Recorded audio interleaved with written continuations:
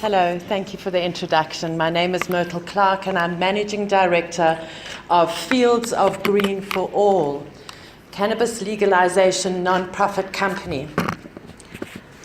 I'm also one half of the Dagga couple. It's an endearing name that was given to my partner and I by the South African media. We love the name Dagga couple. Viva, I'm a Dagga, viva! There you have it.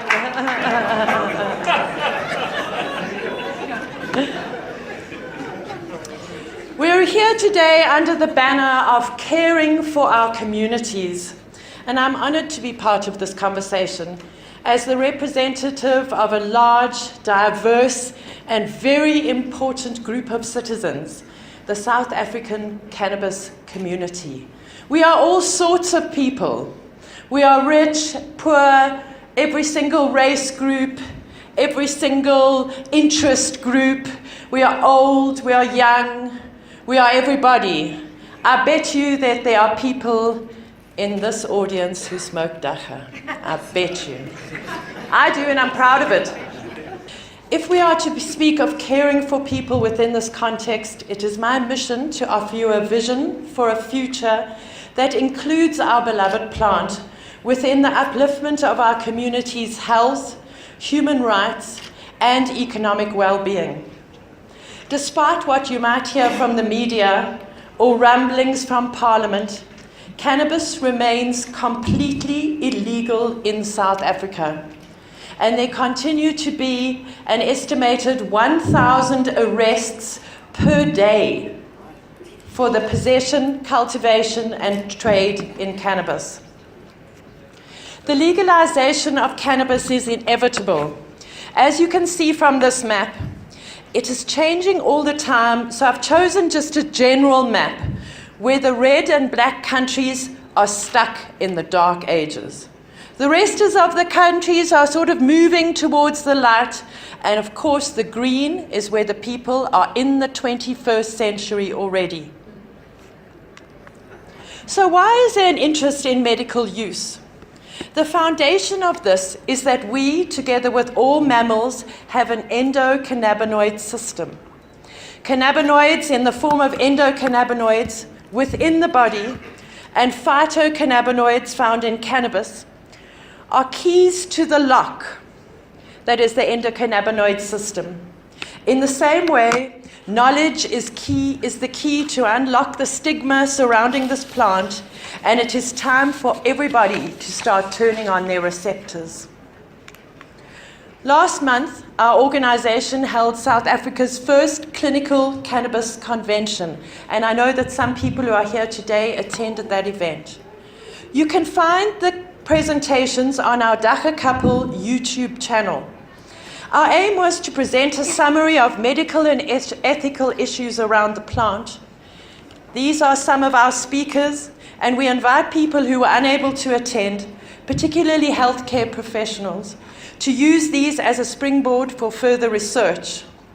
There's a wealth of cannabis knowledge in South Africa, and our local experts are very well connected internationally, so there's no excuse for South Africa not to get up to speed very quickly. The reality is that this is a remarkable plant. Cannabis is going to feature very prominently in the future, I assure you. That is, once we can get over the tedious and complicated business of changing the law. Starting on the top left, we have Dr. Keith Scott from Cape Town. He's a general practitioner who was very involved in the HIV crisis in the 80s and the 90s in the rural areas of the Eastern Cape. Then we have somewhat stressed out looking Dagga couple who were also running a trial in the High Court at the same time as organizing a 650 people convention with no event company, just on our own. The third person was Arne Verhoef. He's an amazing man, he's a botanist, and he introduced our audience to the cannabis plant. It's important to know the mechanics of the plant as well as the mechanics of the medicine. If you don't understand the plant, you won't understand how it works. So this is a particularly good speech to go and have a look at on YouTube. The fourth person at the top, in the top right-hand corner, is our dear friend, Dr. Marlon Germon.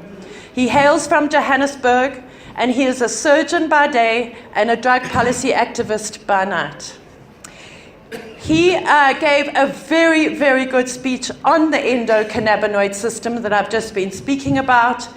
Very thorough, very highbrow. Some of it was a bit over my head, but seeing as most of you are healthcare professionals, I'm sure you will enjoy it. On the bottom row is Tony Budden, hemp expert, Dr. Donald Abrams, oncologist, Sean Shelley, South African drug policy expert, and Professor David Nutt, neuropsychopharmacologist from London. These are just some of our speakers. In the afternoon, we dealt mainly with ethics and legal issues. So please go to our YouTube channel. One of the most publicized conditions making the connection with cannabis is cancer. We were honored to include Dr. Donald Abrams from the Zuckerberg General Hospital and UCSF in San Francisco to present on cannabis and cancer care. Dr. Abrams' CV is 37 pages long. This man has nearly 200 peer-reviewed scientific studies, many of them including cannabis studies on humans. He is also an expert witness for the trial of the plant, but I'll tell you a bit more about that later. Dr. Abrams is an integrative oncologist and almost always prescribes cannabis as part of his treatment protocol for cancer patients. Just by the way, people in California wait months to get an appointment with Dr. Abrams. He is a proponent of whole plant medicine, and lucky for him and his patients, he lives in California, where medical cannabis has been available for many years. Apart from cancer, the list of conditions treated by this amazing plant is extensive. It's very important to note here that as an organization and as activists, we never use the word cure. You know, you'll see it all over the internet and maybe in the media, oh, cannabis cures cancer and cannabis cures cancer. We don't use that word. We say that cannabis is a very effective treatment for cancer. It's much more complicated than just saying, oh, we're going to save the world. Note that this diagram is for the full plant components. There's no doubt that the whole plant is medicine. The various components work together, and this is called the entourage effect. Our detractors often make an attempt at a concession by saying that cannabis is only medicine if you isolate the compounds and synthesize them into a pharmaceutical product. Well, that is why we have Dr. Abrams as an expert at our trial. You will see across the top of the diagram are the various main alkaloids in cannabis. The first one is THC, and that is the one that's all the fuss is about. THC is the one that makes us high. THC is also the one that busts tumors, just by the way. The high is often very necessary and a good part of the healing. Then we have THCV, CBN, CBD, which is another one that you might have heard of. THC and CBD are the two most famous alkaloids. CBD is an incredibly good pain reliever. It's also good for seizures, and it often moderates the effect of the THC. So when you have a landrace plant, for example, the type of Dagga that grows wild in the Eastern Cape, we call that a landrace plant. You will always have a natural balance between THC and CBD. And that is why those natural landrace plants don't get you nearly as stoned as some of the stuff that is grown hydroponically under lights that has THC contents of 60, 70, 80%. Our natural African land strains make the best medicine. There is absolutely no doubt about it. The potential therapeutic uses go on and on. This is not extensive, but if you look at some of these disorders that have been successfully treated with cannabis, one has to admit that this is a medicine worth fighting for. Now, what does cannabis medicine actually look like? From whole plant to sophisticated extracts, cannabis medicine can be remarkably simple. Grow a plant, smoke a spliff, make some tea, bake some cookies, learn simple home-based extraction methods. You are the master of your own quality as a patient. Or, on the other hand, you can have highly sophisticated medicine with laboratories producing barcoded pharmaceutical Dagga. And there's just a few examples on the slide of how cannabis can be delivered as a medicine. The whole plant at the top, a topical balm, and a cannabis-infused cookie in the top right-hand corner, which you always keep away from children and pets. You have cannabis concentrates in the bottom left-hand corner, the very famous Rick Simpson isopropyl-based extraction that comes in a syringe. And then that base product, which is cannabis oil, is incredibly versatile. It can be put into a capsule, put into a suppository, infused in various mixtures. The sky's really the limit.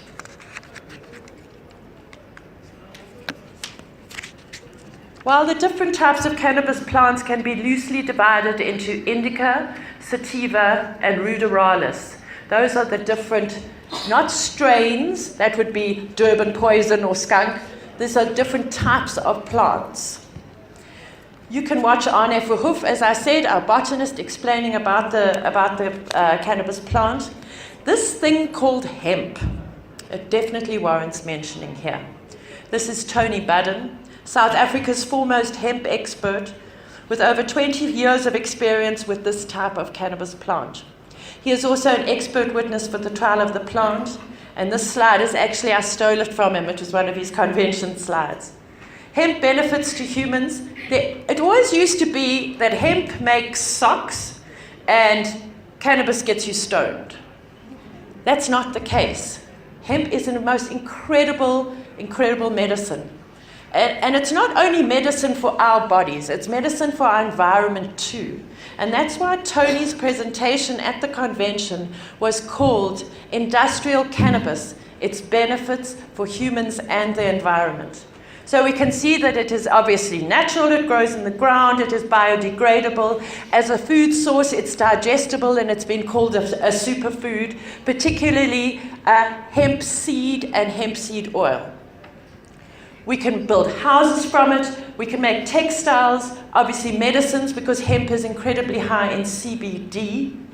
Biofuels for renewable energy, earth and body-friendly cosmetics, and just a multitude of products. And some people say that there are over 5,000 uses for the cannabis plant in its hemp form. Because of our public profile, we have received thousands of inquiries about cannabis medicine over the years. If a member of your family is diagnosed with cancer, and there's often people come and ask us for advice really late, but people seem to somehow trust us. So we've got an enormous a database of questions that we've been asked over the last 7 years. This plant has been in the psyche of our nation for over 600 years, only been prohibited for the last 100 or so. It's traditional medicine. It's boereraad. If you have an older Afrikaans person and you speak to them about cannabis, they often understand. How do you think those voortrekkers got over the Drakensberg?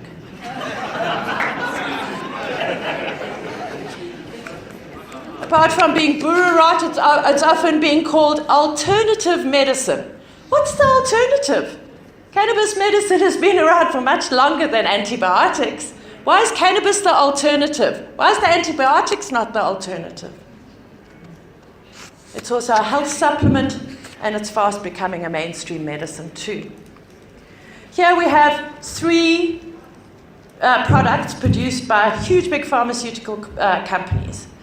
The back 2, Marinol and Dronabinol, are synthetic cannabinoids. Okay, so these, while they might have traces of the plant in them, they are essentially synthetic, cooked up in a lab.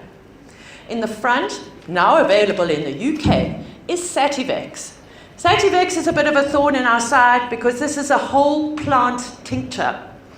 You could make Sativex in your back garden with a bucket and a bottle of vodka and a banky of weed, because that's basically what Sativex is. Obviously, it's been quality controlled and dose dependent and everything. But why, produced by GW Pharmaceuticals, grown in massive cannabis farms in secret locations in the UK, why is it legal to only use this pharmaceutical product, but if you smoke weed in England, you will be arrested and put in jail? Doesn't make any sense now, does it?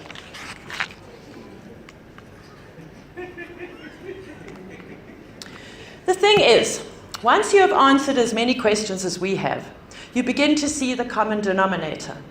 That is, each person is different.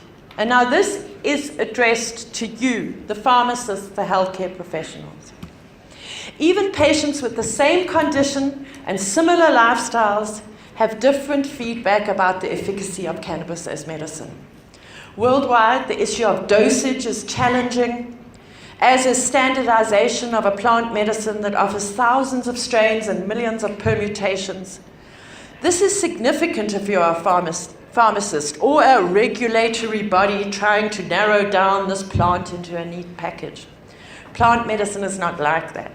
Cannabis protocols, in our experience, require that the user, whether healthy or in need of treatment, take charge of his or her own relationship with this medicine.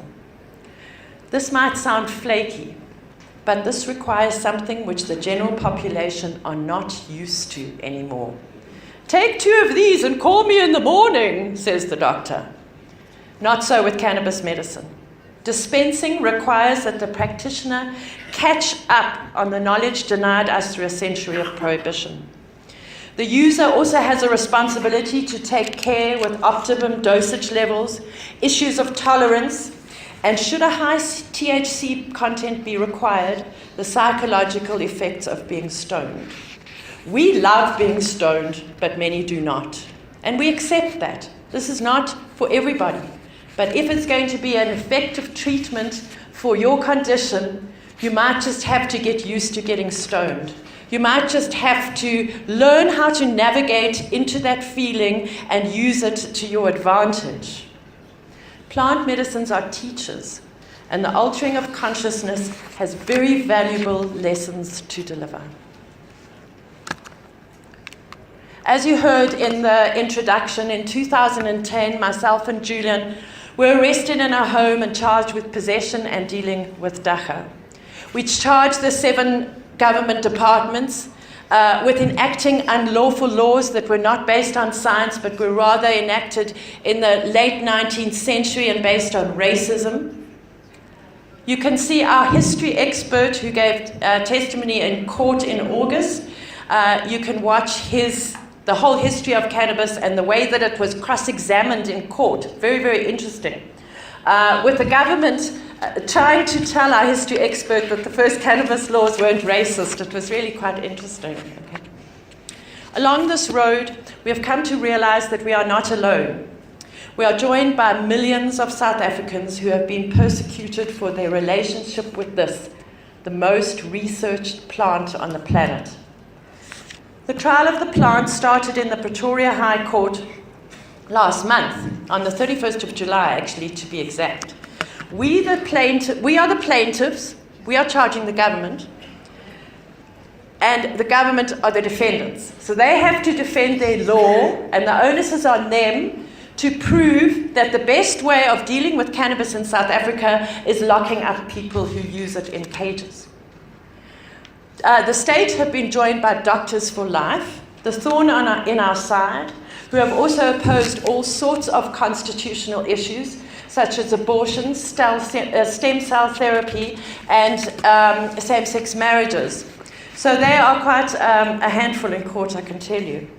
Our evidence is structured across 4 platforms. The first platform is responsible adult use. And this is effectively the umbrella platform for everything else that we are leading evidence about. Responsible adult use. We are not saying that teenagers should smoke weed. Doesn't matter how many times they say in court, what about the children? What about the children? Unless that child has a specific condition, like childhood epilepsy, Dravet syndrome. You might have heard of the strain of cannabis called Charlotte's Web that was used to treat a small girl in America who had up to 50, 60 seizures a day. She's now seizure-free, has been seizure-free for 2.5 years. So unless that child is really ill and obviously under doctor's supervision, we don't recommend cannabis for teenagers, for people under the age of 18. So responsible adult use is very important. Most of our evidence is about responsible adult use. Then, this being South Africa, we have to look at the traditional, cultural, and religious use of this plant. As I said earlier, this plant has been used for over 600 years in South Africa. It's become part of our tradition. It is our traditional medicine. It's become part of our culture in many parts of South Africa. And of course, there's religious use for some Hindu people, for most Rastafarian people. This is a very important aspect of our evidence and was mostly covered by Craig Patterson, our history expert. Then we have industrial uses. As I said earlier, over 5,000 uses for this plant, everything from textiles, CBD medicine, to building homes and making biofuel. Tony Budden was on standby to give evidence for most of August, but unfortunately we couldn't fit him in, so he'll be coming back next round. And then our fourth platform is the health uses of the plant. Please note that I haven't said medicinal use, I've said health uses, because as I stand here before you, I'm a ridiculously healthy individual. I do not use this plant to get well, I use this plant to be well. It enhances our lives and contributes to our general well-being. After some delays at the start of the trial, this man took the stand and spent a total of 42 hours being cross-examined by the state and Doctors for Life. Professor Nutt is a neuropsychopharmacologist who specializes in the effects of drugs, particularly illegal ones. He hails from Imperial College in London and is most famous for being fired, just like Mr. Pravin Gordhan, by the UK government for saying that taking ecstasy is safer than riding a horse.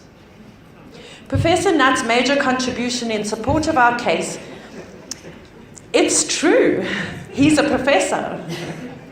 Professor Nutt's major contribution in support of our case and most of his evidence was contained in his multi-criteria decision analysis of the harms of drugs.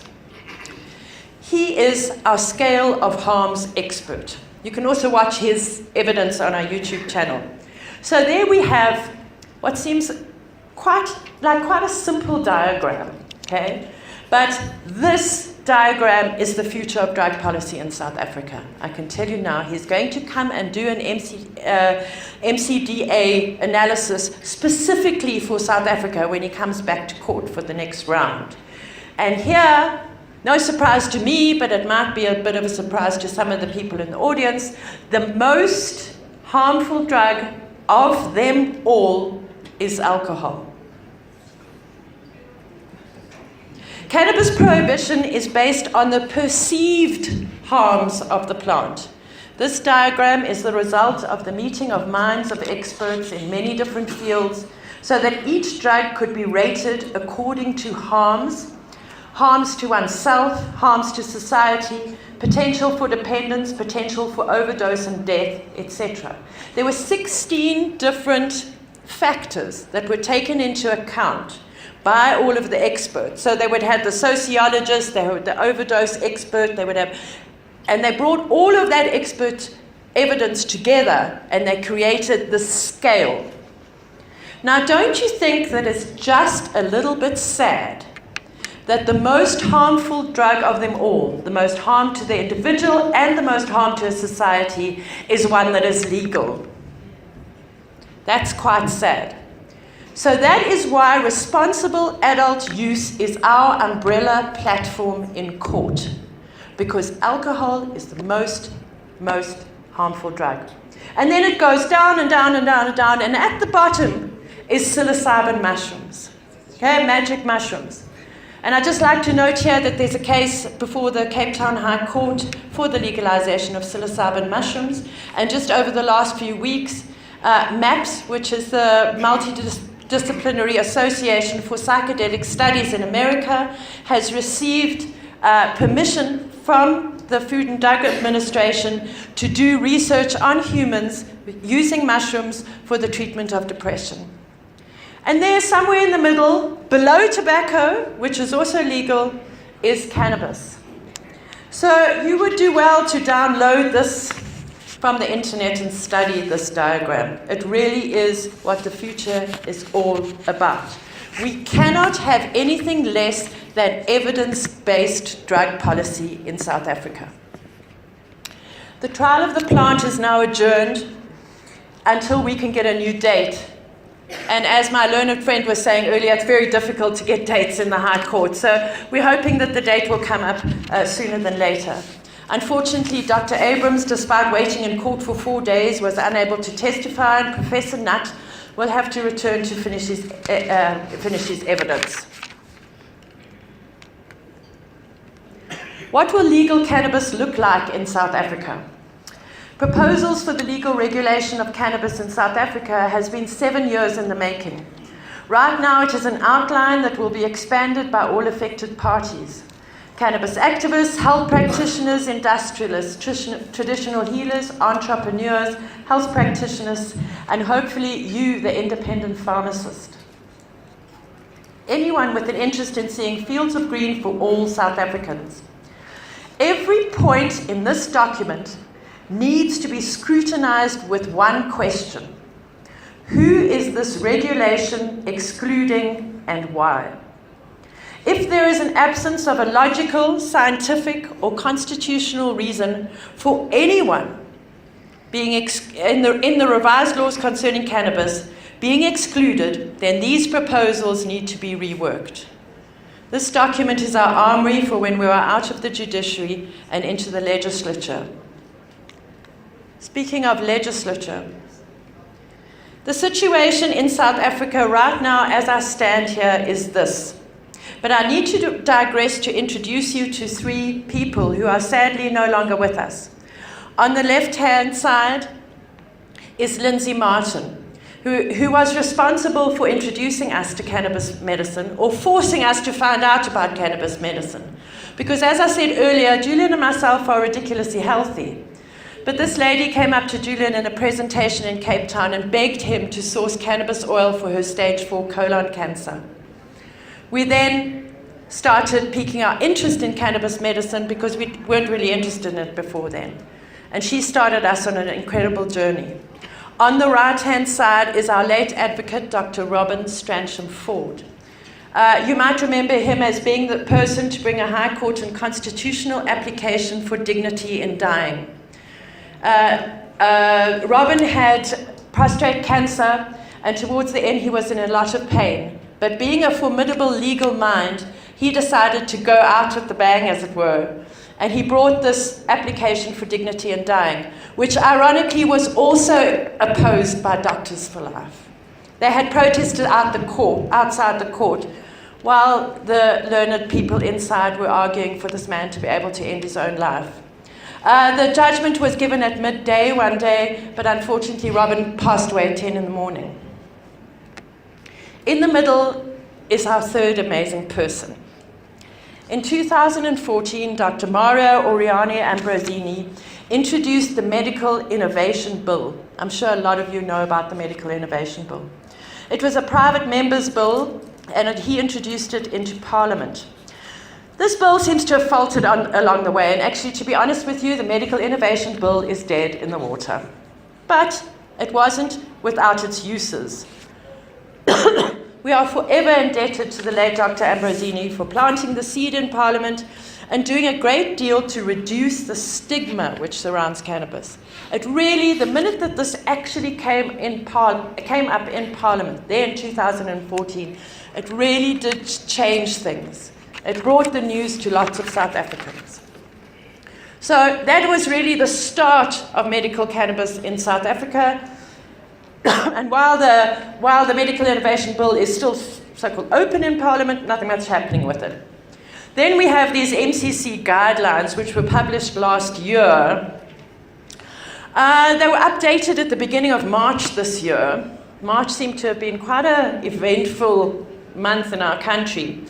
It was the month that Mr. Pravin Gordhan was fired. It was also a month where the Western Cape High Court made a decision on cannabis. Interested parties for this guidelines thing that came out of the Medical Control Council were given 30 days to comment. And to date, not one of the hundreds of people that we know who submitted feedback has ever received a reply. What's that about? We're all citizens. Why has the Medical Control Council not got back to any of us? And the people who gave the feedback weren't just mere citizens like us. They were doctors, professionals, academics, lawyers. No manners, these people, obviously. It is also noteworthy that the defendants in the trial of the plant are contending that cannabis, the whole plant, is not medicine. So here we have Medicines Control Council, guidelines for cultivation of cannabis. In the Pretoria High Court, they're saying it's not medicine. From what we can gather, the MCC has been replaced by SAPRA, the South African Health Practitioners Regulatory Authority. I'm not sure there's a lot of confusion surrounding this. Just before the start of our trial, it was announced that the MCC would reschedule CBD. Now remember that CBD is the non-psychoactive part of the plant. So now they're rescheduling it. They said on the 28th of July, they were rescheduling it from Schedule 7, which is dependence producing dangerous and everything bad, to Schedule 6. Then 4 days later, we read in the newspapers, oh no, it's going down to Schedule 4. But Schedule 4 still means that CBD needs a prescription. And you can grow this plant in your garden. Anyway, that's where it stands now. This is another thing that is available to South Africans. It's called a Section 21 application. This is where, under exceptional circumstances, a person can apply to use cannabis as a medicine. This has been available for years, but to date, not one application has been approved. So, I don't know. We have the MCC and we have these applications and we have the Medical Innovation Bill, but nothing's happening. There's still 1,000 arrests a day. At the end of March this year, Judge Dennis Davis delivered a judgment in the Western Cape High Court saying that the private use of and cultivation of cannabis, the prohibition of it is unconstitutional. We're waiting because the state has appealed that, and we heard in the Constitutional Court on the 7th of November. I know that I'm running out of time. I'll just go quickly. Okay. We aim to have our voices heard when it comes to change the law. Cannabis must not be regulated more harshly than either alcohol or tobacco. For example, in certain states in America, you can only carry 2 ounces in your car, which is about maybe 40 grams. But you can have 2 cases of Johnny Walker Black Label in your boot. That's what we don't want happening in South Africa. Cannabis must not be regulated more harshly than either alcohol or tobacco. Coming here today feels a bit like dancing with the enemy. The South African cannabis community is not very fond of pharmaceutical companies, or pharmacists by that matter. You have power, you have money, and you have a bad reputation. Now, I know that this is the Independent Pharmacy Association, but you have a bad reputation for taking over our favorite plant all over the world. And to all of you South Africans out there, and the 1 or 2 of you in the audience who like getting stoned, we will insist that there will be nothing about us without us. We know that GW Pharmaceuticals and Aspen were in Parliament recently. We've got spies everywhere. Where were the cannabis activists in that meeting with the health department? Where were they? Were we invited? No, we weren't. So we will just shout louder and louder and louder, hopefully with the assistance of the independent pharmacists. because there's room for all of us. There's a place for medicine, which is dose controlled, quality controlled, everything controlled, but there's also a place for fields of green for all South Africans. Thank you very much.